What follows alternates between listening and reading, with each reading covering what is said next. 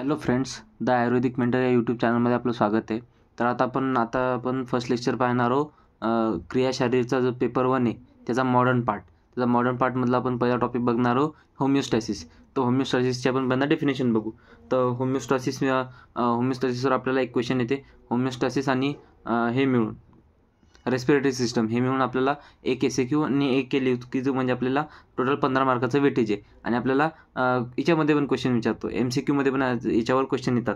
ठीक आहे. तर आपण होमिओस्टॅसिसबद्दल आता आपण माहिती घेऊ. ठीक आहे. तर डेफिनेशन ऑफ होमिओस्टॅसिस. तो होमिओस्टॅसिस काय?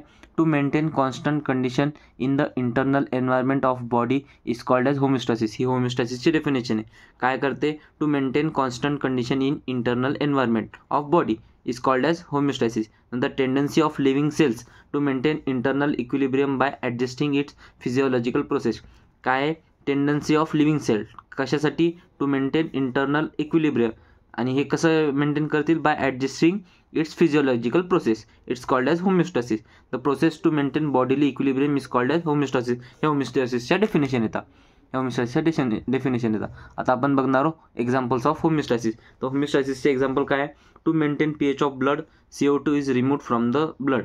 हे एक्झाम्पल आहे की ब्लडची pH मेंटेन करायसाठी जे CO2 आहे ते आपल्या ब्लडमधून रिमूव्ह केलं जाते. High CO2 level in the blood excites respiratory centre in medulla of brain so that person breathes rapidly which in turns remove CO2. आता हे होते कसं? जर का समजा CO2ची लेवल ब्लडमध्ये वाढली तर ते काय करते? ते ॲक्टिवेट कशाला करते? Respiratory centre in medulla of ब्रेनमध्ये जो मेडुला पार्ट राहते तर मेडुला ऑब्लांगेटामध्ये रेस्पिरेटरी सेंटर राहते, त्याला काय करते? ॲक्टिवेट करते. कशाची? हाय CO2 कॉन्सन्ट्रेशन इन ब्लड. मग त्यानं काय होते? पर्सन रॅपिडली ब्रीथ करते, रॅपिडली एक्सपिरेशन करते. रॅपिडली काय होते? ब्रीदिंग म्हणजे काय? एक्सपिरेशन करते. रॅपिडली एक्सपिरेशन करते म्हणजे CO2 बाहेर टाकते. म्हणून काय इंटर्न्स, मग याच्यामुळे काय होते? CO2 remove CO2 from the blood. Whenever the blood pressure in the arteries rises. जेव्हा पण आर्टरीजमध्ये ब्लड प्रेशर वाढते तेव्हा बॅरो रिसेप्टर सेन्सर्स राहतात.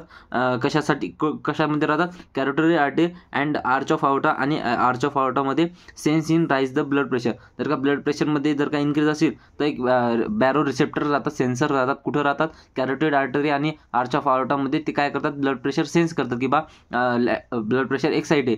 मग ते काय करतात? मग ते बॅरो रिसेप्टर काय करतात? आयोटा आणि कॅरोटिड आर्टरीमधले सेंड मेसेज कुठं जातात? व्हॅसोमोटर सेंटर इन मेडुला.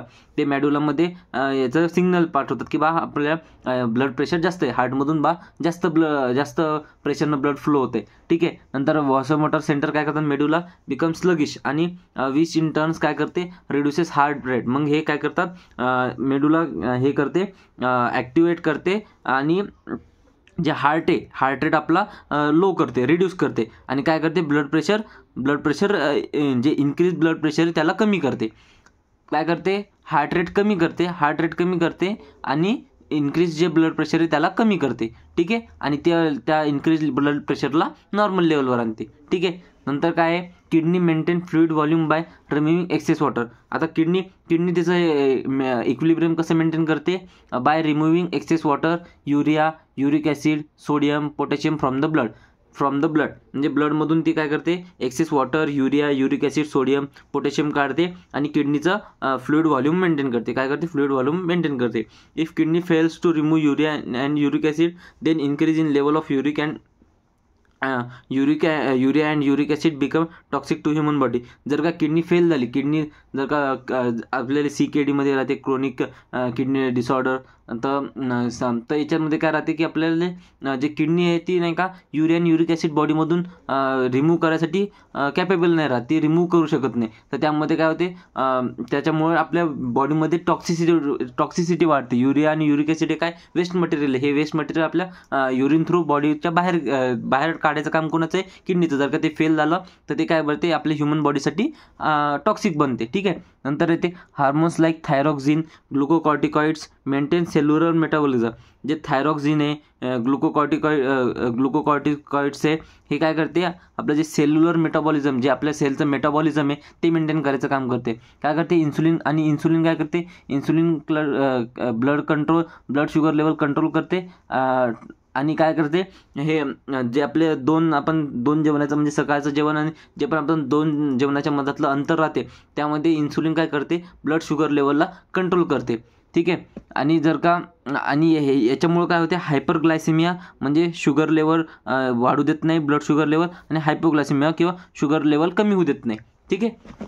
हे काम कशाचं आहे इन्सुलिनचं काम आहे. आणि इन्सुलिन कोण सिक्रेट करते पॅनक्रियासचे जे beta cells of islets of Langerhans ते सिक्रेट करते. ठीक आहे. आता आपण हे बघितले एक्झाम्पल्स ऑफ होमिओस्टॅसिस किंवा ब्लड म्हणजे बॉडी आपली इक्विलिब्रियम मेंटेन करण्यासाठी कोणते कोणते ऑर्गन कसे मेकॅनिझम करतात तर त्याचे आपण 2-4 एक्झाम्पल बघितले. ठीक आहे. आता मेकॅनिझम आता हे मेंटेन तर करतात. ठीक आहे. हे मेंटेन करतात. आता हे मेंटेन कोणत्या प्रोसेसनं करतात हे याचे मेकॅनिझम्स काय आहेत याच्यावर जास्त क्वेश्चन विचारतात. पॉझिटिव्ह निगेटिव्ह फीडबॅक मेकॅनिझम हे याच्यावर क्वेश्चन आलेला आहे आपल्याला, आधी पण आलेला आहे, SEQ पण आलेला आहे, LAQ पण आलेला आहे. तर आपल्याला एकदम इम्पॉर्टंट क्वेश्चन आहे तर आपल्याला याच्याकडे ध्यान द्यायचं. ठीक आहे.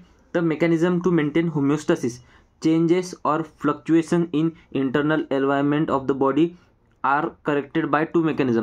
जे आपल्या काही जरी समजा इंटरनल बॉडीमध्ये एन्व्हायरमेंटमध्ये जर का काही जरी बदल झाला, कमी हो का जास्त काही जरी फ्लक्च्युएशन झाले, नॉर्मलपेक्षा जर का काही चेंजेस जाणवले तर काय होते ते करेक्ट करायसाठी बॉडीकडे 2 मेकॅनिझम येतं. एक निगेटिव्ह फीडबॅक मेकॅनिझम आहे आणि एक पॉझिटिव्ह फीडबॅक मेकॅनिझम आहे. तर आता हे 2 मेकॅनिझम कसे काम करतात ते बघू आपण. ठीक आहे. निगेटिव्ह फीडबॅक मेकॅनिझम काय करते most of the fluctuation in the internal environment of body are corrected by negative feedback mechanism. जास्त करून जे पण फ्लक्च्युएशन जे पण चेंजेस येतात इंटरनल एन्व्हायरमेंटमधले ते करेक्ट कशाने होतात निगेटिव्ह फीडबॅक मेकॅनिझमनं. If any factor of internal environment O2, CO2 hormones become high or low म्हणजे जास्त झाले किंवा कमी झाले देन काय होते then this factors are brought back to normal level by initiating negative feedback mechanism. हे काय करतात जर का काय आपल्या इंटरनल एन्व्हायरमेंटमध्ये जर का O2, CO2 हार्मोन्स याच्यामध्ये काही जरी फ्लक्च्युएशन झालं म्हणजे एक तर ते वाढले किंवा कमी झाले तर ते काय करतात हे जे वाढलं किंवा कमी झाले हे इन्क्रीज कसं करतात बाय ते काय करतात आपल्या बॉडीला ते एक निगेटिव्ह फीडबॅक जनरेट करतात. एक निगेटिव्ह फीडबॅक करतात. समजा आता जर का बॉडीमध्ये समजा ग्लुकोज वाढलं तर एक निगेटिव्ह फीडबॅक जनरेट होईल आणि ते मग त्या जे एक्स्ट्रा ग्लुकोज जे वाढलं एक्स्ट्रा जे शुगर आपल्या बॉडीमध्ये वाढलं त्याचं काय करतात त्याचं ब्रेकडाऊन होते आणि जे आपलं एक्स्ट्रा ब्लड शुगर आहे त्याला नॉर्मल आणलं जाते. किंवा जर का आपल्या ब्लड शुगर लेवल कमी झाली तर एक निगेटिव्ह फीडबॅक मेकॅनिझम जनरेट होतो आणि जी कमी झाली शुगर आहे मग त्याच्यात शुगर बनवायचं काम करते. मग शुगरचं ब्रेक डाऊन होऊन नाही का आपली जिथं पण शुगर स्टोअर झालेली राहते ग्लायकोजनच्या फॉर्ममध्ये असो कुठं पण फॉर्म असो तर ते त्याची प्रोसेस राहतात. त्या प्रोसेसनं काय होते निगेटिव्ह फीडबॅक मेकॅनिझमनं ती जी आपली कमी शुगर आहे ती वाढवल्या जाते. तर हे काय तर हे कशा थ्रू होते निगेटिव्ह फीडबॅक मेकॅनिझम थ्रू. एक तर फ्लक्च्युएशन वाढो किंवा कमी हो हे सांगणं याचं महत्त्व आहे. समजून घ्यायचं अंडरस्टँड करायचं. तुम्ही तुमच्या भाषेत लिहू शकता. हे काही लँग्वेज हीच इम्पॉर्टंट नाही आहे. तुम्ही फक्त समजून घ्या की काय पॉझिटिव्ह निगेटिव्ह तुम्हाला होमिओस्टॅसिस आलं किंवा इंटरनल एन्व्हायरमेंट मेंटेन करणं म्हणजे होमिओस्टॅसिस आहे. होमिओस्टॅसिस आपले 2-3 एक्झाम्पल किंवा CO2 वाढलं तर CO2 वाढलं तर मग CO2 कमी तर CO2 जर का ब्लडमध्ये वाढलं तर CO2 बाहेर काढण्यासाठी काय करावं लागतं आपल्याला जोरात श्वास बाहेर टाकावं लागत. मग हे टाकल कोण त्यासाठी सेंटर येतं कशामध्ये येतं मेडुलामध्ये येतं. त्याला काय म्हणतात रेस्पिरेटरी सेंटर. रेस्पिरेशन येतं रेस्पिरेटरी सेंटर इन मेडुला. ठीक आहे. तर इझी आहे. आता हे सेन्स कोण करेल की जास्त हे का कमी झालं त्यासाठी जे रिसेप्टर राहतात. जसं ब्लड प्रेशर जास्त आहे तर ब्लड प्रेशर कुठं राहील ब्लड प्रेशर हार्टमधून येते ना. तर हार्टच्या सगळ्यात आधी कॅरोटिड आर्टरी आणि तर तिथं ते सेन्स करल. मग ती काय करल ती आपल्याला हे करल फीडबॅक सेंड करल एक किंवा सांगल की बा जास्त प्रेशर वाढलेलं आहे. मग ते पण काम कशाने होते ते पण निगेटिव्ह फीडबॅक मेकॅनिझम होते. हे पण तसंच आहे. तर आपण बघत होतो CO2 if any factor of internal environment CO2 hormone becomes high or low then these factors are brought back to normal level by initiating negative feedback mechanism. तर आता निगेटिव्ह फीडबॅक मेकॅनिझमचे आता आपण एक्झाम्पल पाहू. तेच एक्झाम्पल येतं फक्त आपण त्याचे मेकॅनिझम पाहणार आहोत. जे मी तुम्हाला आता समजून सांगितलं तेच आहे जास्त काही वेगळं नाही. Higher concentration of CO2 in blood initiate negative feedback mechanism which causes lungs to breathe out the CO2 rapidly. Rapidly breathing lowers CO2 level and maintains CO2 level of blood. ते जे मी तुम्हाला सांगितलं होतं. High blood pressure is also controlled by negative mechanism through baroreceptor medulla heart pathway which is explained earlier under the topic examples of homeostasis. हे मी आता नेमकंच तुम्हाला एक्झाम्पल ऑफ होमिओस्टॅसिसमध्ये सांगितलं. Blood levels of hormones are controlled by negative feedback mechanism तेच आहे. Temperature is regulated thermo regulation कशाने होते निगेटिव्ह फीडबॅक मेकॅनिझम नव्हते. हे याचे एक्झाम्पल येतं. हे याचे मेकॅनिझम येतं. आता पॉझिटिव्ह फीडबॅक मेकॅनिझम काय? Positive feedback mechanism is also called as vicious circle. Vicious circle काय म्हणतात त्याला? व्हीसीएस सर्कल म्हणतात. Very few physiological process are controlled by positive feedback mechanism. खूप कमी प्रोसेस, खूप कमी, very few are controlled by positive feedback mechanism. Positive feedback mechanism exaggerate और enhances the particular activity which can result even in to death. ठीक आहे. तर positive feedback इतका harmful आहे, तर मग आता हे काम कुठं पडते? जेव्हा चाइल्ड बर्थ होते. Child birth is an example of positive feedback mechanism. इथं काय होते? Stretching of cervix sense signal to uterine body. तर पॉझिटिव्ह फीडबॅक मेकॅनिझमचे काय? चाइल्ड बर्थच्या जेव्हा चाइल्ड बर्थ होते तेव्हा तर तिथं काय होते? जेव्हा सर्विक्स हे होते, जेव्हा सर्विक्स स्ट्रेच होते, तर सर्विक्स काय करते? युटेराइन बॉडी सर्विक्स काय करते? सिग्नल पाठवते. कुठं पाठवते? Uterine body which result in powerful contraction of uterus. मग ते काय करते? तिथं प्लेक्सेस राहतात थोडेसे, तिथं नर्व प्लेक्सेस राहतात. ते काय करतात? युटेराइन बॉडीच्या जवळ ते काय करतात? Powerful contraction of uterus start करतात. मग त्या पॉवरफुल युटेराइन कॉन्ट्रॅक्शन काय होते? Baby is push down in the vaginal path. Baby खाली पुश डाऊन होते. Due to powerful contraction baby is born. आणि अशा प्रकारे बेबी बॉर्न होते. तर आता विषय काय आहे पॉझिटिव्ह फीडबॅक मेकॅनिझमचा? हे तर आहे चाइल्ड बर्थ. बट आता हे केव्हा होते? जेव्हा आपण आपल्याला माहिती की जेव्हा बेबी बर्थ होते, जेव्हा सर्विक्स ओपन होते, तर नाही का कळायनं म्हणतो आपण, तर ते युटेराइन कॉन्ट्रॅक्शन राहतात. ते कसे इन्क्रीज होतात? ते याच्यामुळे इन्क्रीज होतात. ठीक आहे. तर हे कशाचं एक्झाम्पल आहे? पॉझिटिव्ह फीडबॅक मेकॅनिझमचं. आणि blood clotting is also control by positive feedback mechanism. जे ब्लड क्लॉटिंग आहे, आज समजा जर का आपल्याला कुठं जखम झाली, हे झालं, तर नाही का आपलं एक्सेसिव्ह ब्लड लॉस नाही व्हावं त्याच्यासाठी नाही का ब्लड क्लॉटिंगचं जे मेकॅनिझम असते ते पण पॉझिटिव्ह फीडबॅक मेकॅनिझमनं काम करते. नंतर काय? Lactation, milk secretion through nipple of breast. हे कशानं होते? हे पण कशानं होते? पॉझिटिव्ह फीडबॅक मेकॅनिझमनं. तर हे 3 एक्झाम्पल कशाचे? तर पॉझिटिव्ह फीडबॅक मेकॅनिझमचे. ते एकदम छोटासा टॉपिक आहे होमिओस्टॅसिस. एकदम सिम्पल टॉपिक आहे, जास्त काही हार्ड नाही. याच्यावर क्वेश्चन विचारले जातात पॉझिटिव्ह निगेटिव्ह फीडबॅक मेकॅनिझमवर. LAQ सुद्धा आलेला आहे. तर याला इग्नोर नाही करायचं. सिम्पल टॉपिक आहे, समजून घ्यायचं. आपण आरामात क्वेश्चन एक्झाममध्ये लिहू शकतो. ठीक आहे. तर आता नेक्स्ट लेक्चरमध्ये आपण क्रियाशरीरचे अजून टॉपिक बघू.